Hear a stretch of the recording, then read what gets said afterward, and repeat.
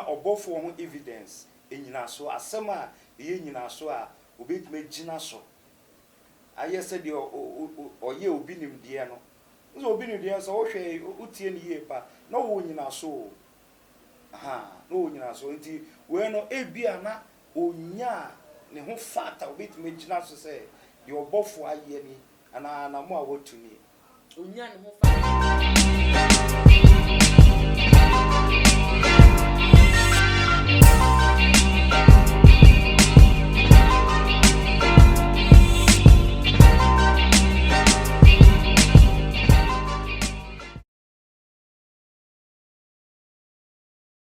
Mema kwa basronko eba too much GH.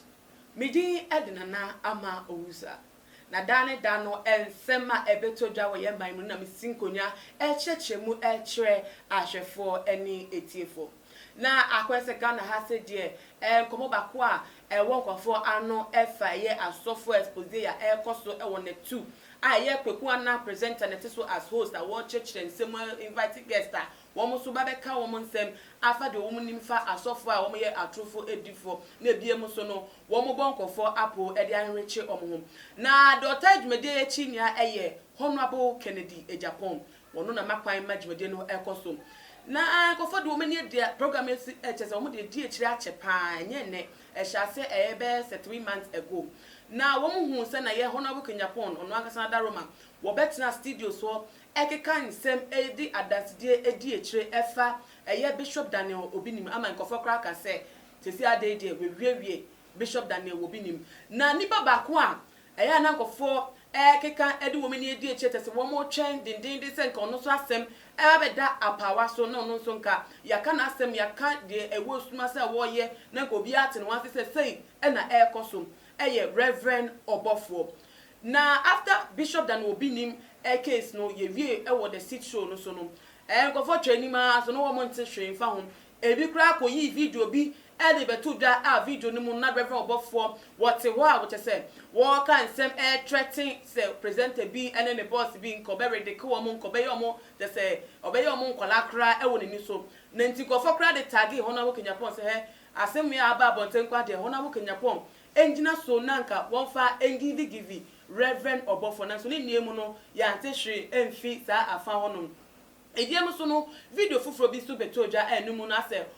Reverend Obofour kan se na se de wo de wawa Honorable Agyapong ho se ohun no kra wo ye bi ase na ye na ase kra mpo no na opekwan kra abechia no na so ase na djuma droso onenam basa like busy ninti wo nya kwan po ambe no nti enu nti eno ye na jinse nka sesi adede nka opo openi bi aka no na nka o ma bechia no se eja we openi me hye we yi ase entimentu ya cha wo ha na enu nsi me hu kwan se bibia menya bia metimi abechia ntanu nti obefa sa akonya no so eri acha no man kofo ka se ene we de Reverend Obofour o tese wo ye no ahombrase nipa na tese nka odenya Honorable Agyapong enima dom na stone na kofo gina so se bebi edu die eye de ara Honorable Agyapong wo bebo Reverend Obofour ne chem so na yatetewa ene de abeto jane se Honorable Agyapong wakotna eye radio station so akire mu se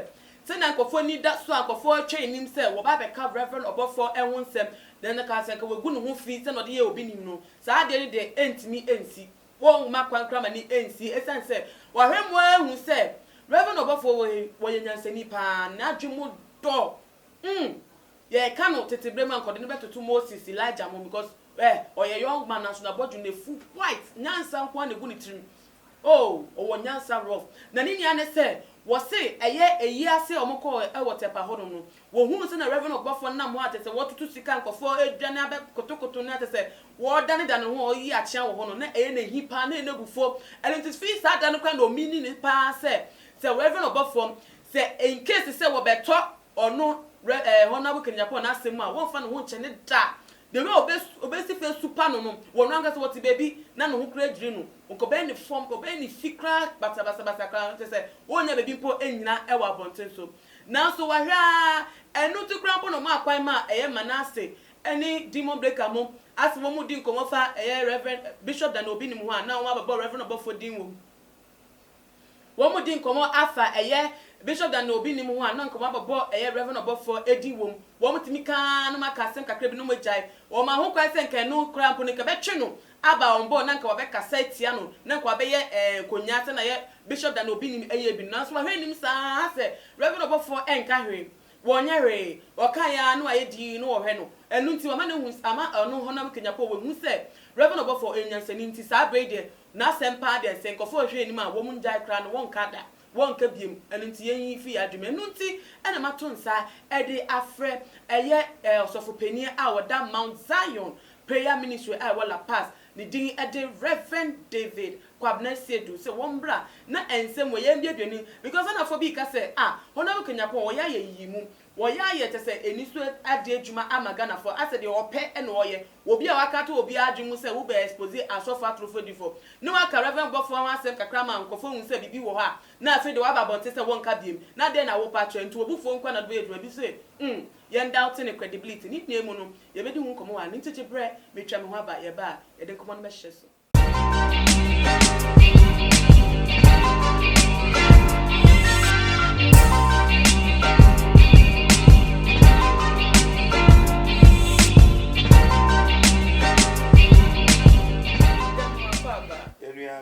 Neti say na me adom acho bibi aboko na me adom ede rade asem eja ye hwe wo na boken Agyapong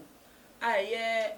busum mienu bi a etwemi wo de tsu na koma so say asofo a wo mu ya trufe du for Ghana wo mu boni papo eye nyama boni wosumas no obeyi wo mu ne ato ama obi ehu wo mu dwuma mu na anokwa wo di ensem no so eyi bi ensem meto abonti do mu ye wosumas obeyi to abonti na edu say Reverend Obofour so already no akaka kra bi o man kofa kaka kra fa no na wo be ka na asem na se obi ehu ono so ne gina be wo eye kristosumu a afedo da better ponte se Reverend Obofour asem de won mo so esanse ohunu se papa no nyansemi na no sa no de na ohunu se hona bokinya pa pa kire okay me da ase ansa na meba o question no so no Canada Agyapong you obi a ye hunu se onye believer bebre sa onye Kristo ni sa but in a time like this no nyame use no ama enima bi a eso akata ana esumasi nyema bi no etimi adedi okay so ati ase nti mawo maye nyin ni se sofo nkwa na osore ka bibia ana se obi a odimu nkwa na ka bibia se agidi de Canada eye no ekwan bi so no eye ebe bie nyina ni ebe bie o man Ghana nipa yeti omemu bibie ni ivi wiase nyina akora no ebeboa ye ama ye ni ada ho o sa akwa no so afa meba question obisa ye se bia oso obeyi asofo a mu firi nyame nyina eto na wadi kan ayi obi ni mto na bia ebuka so wa ye ni ben yokoso last time yete say a police phone sa koso ni mu okay enti asofo bi wo ho no wa ye omu sa adwuma ni bi na edu Reverend Obofour de so anka obi bi nsemeni no aka nsem a tese ehinta because at least mo kaka craft no edu ono so de obeye wo say won kana asemi so ohunu say nyanseni o kwan ben so ohunu say nyanseni say wo ka ne nsem na nka wo hwe nim say nka ono so ba bonti na beka say o enya no kre ena wo ho na bukenya pon ka meye wo say no but ni nemu no papa ne ma bonti be ka hwe fa nsem no ena wo ba bonti mpo no de be ka ne po ne say yi ase bi omkohia ye na wo pekwan no abechia ne sanse ho na bukenya pon e busy man nti wo pekwan eno ase de o ka ne wo bokoso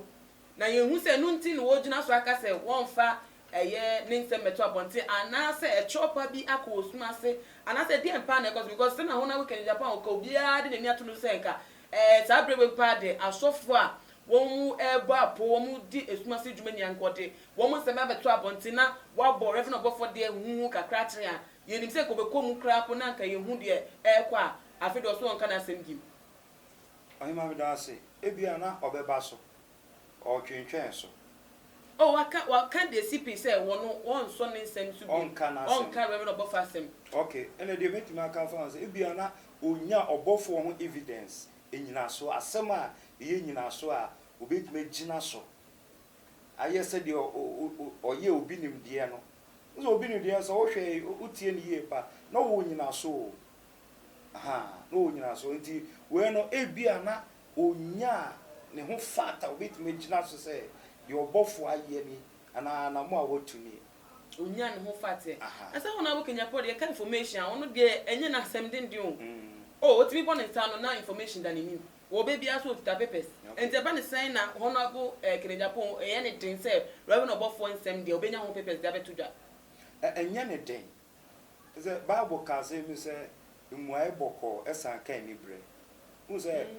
ebi kra Obofour ete say Kennedy aka bibi no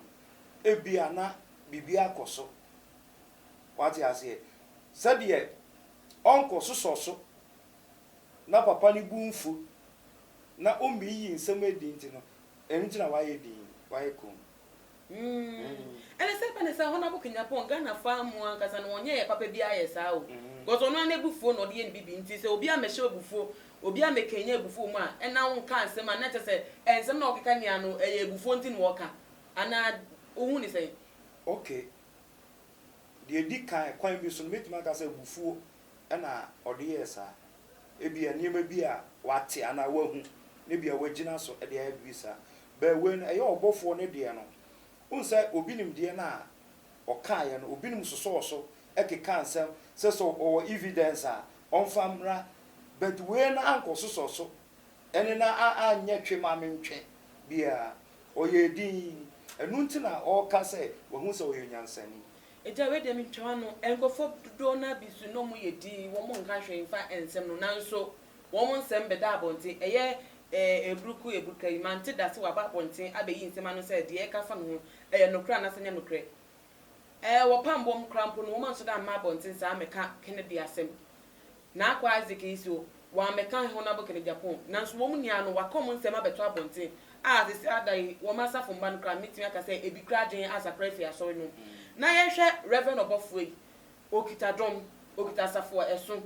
na nipa wom na nyama kakra pa we bie ni so de a kire no tumi se eye hu a enka beste se nipa kra betwe ne ho efi den asore ne ho nanso wo de betu da se ade de onu no sha ase but won nka ade so da o de ato Ghana fo ni se obeyi wo mu ni ato na wo yi wo mu ni ato na ebi de wo kata bi de so na ebi de so ebi ato abonti na de na ye so ye nyemfa ho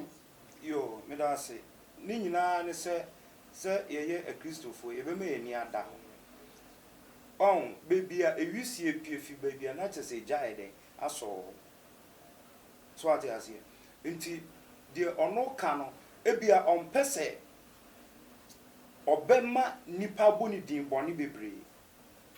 hona bo Agyapong sa okay wa ho on pese nipa boni din boni bebre nti ono eya ne se asa bibia waye we na du no anka onye nwie oye obi nim die ni wie na fe kwa wie ya na fe wa hu anama obetu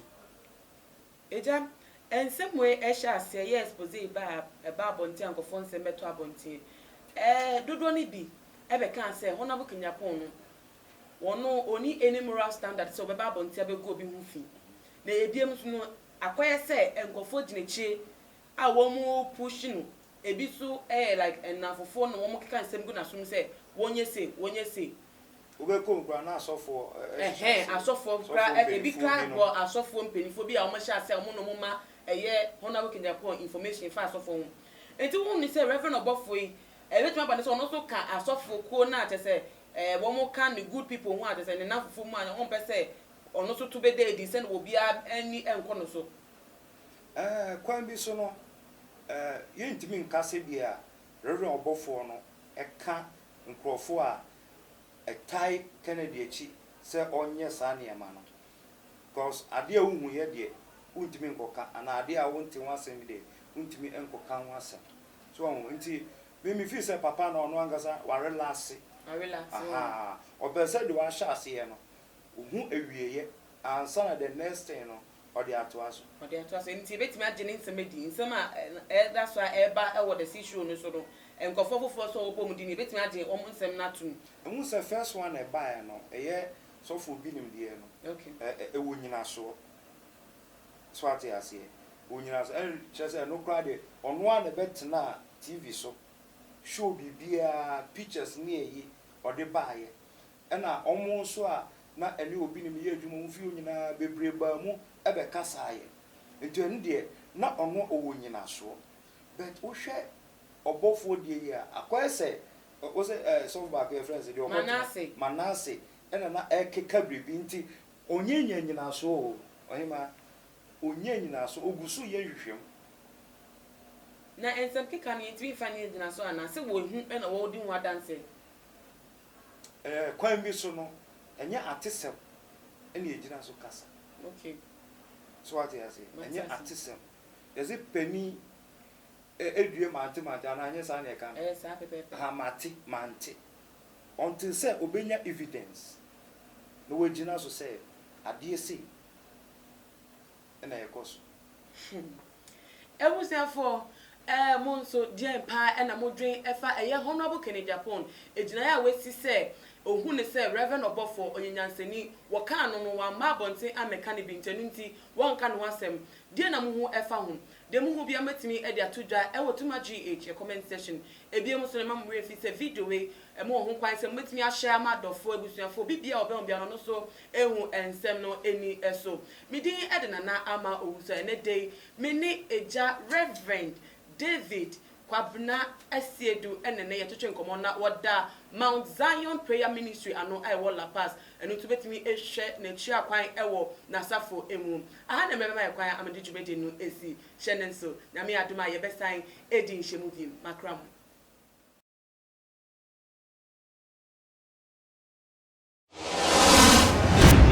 the major prophet kum chacha on say me catch was say bomoden na hwe too much GH on say me kan ye nyene bone pa na kase ye pe wo wiase ya